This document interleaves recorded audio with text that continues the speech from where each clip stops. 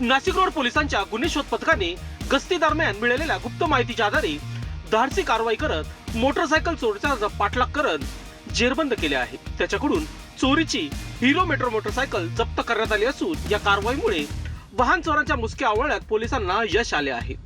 शिंदेगाव येथील राहुल चक्रू जाधव याची hero metro motorcycle चोरीला गेल्यानंतर नाशिक रोड पोलीस ठाण्यात गुन्हा दाखल करण्यात आला होता। त्यानंतर नाशिक पोलीस आयुक्त संदीप कर्णिक यांच्या आदेशानुसार वरिष्ठ पोलीस निरीक्षक जितेंद्र सपकाळे, पोलीस निरीक्षक अतुल चौधरी व पोलीस निरीक्षक घनदाट यांच्या मार्गदर्शनाखाली सहाय्यक पोलीस निरीक्षक प्रवीण सूर्यवंशी यांच्या नेतृत्वाखाली पथकाने तपास सुरू केला।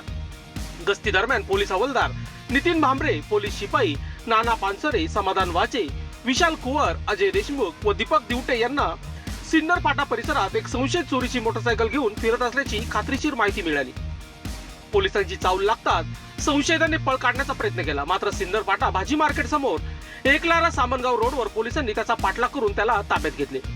चौकशीत त्यांनी आपले नाव गणेश जोगेंद्र जाधव, वय वर्ष 21, राहणार Gorewadi, Shastri Nagar, gel road, Nashik road असे सांगितले। त्याच्याकडून चोरीची मोटरसायकल जप्त करण्यात आली असून पुढील तपास पोलीस हवालदार अनिल पवार करीत आहे।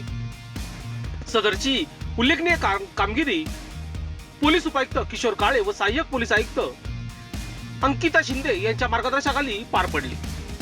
लोकशास्त्र न्यूज साठी विशेष प्रतिनिधी नाशिक। लोकांनी लोकांसाठी उचललेले अस्त्र म्हणजेच लोकशास्त्र न्यूज।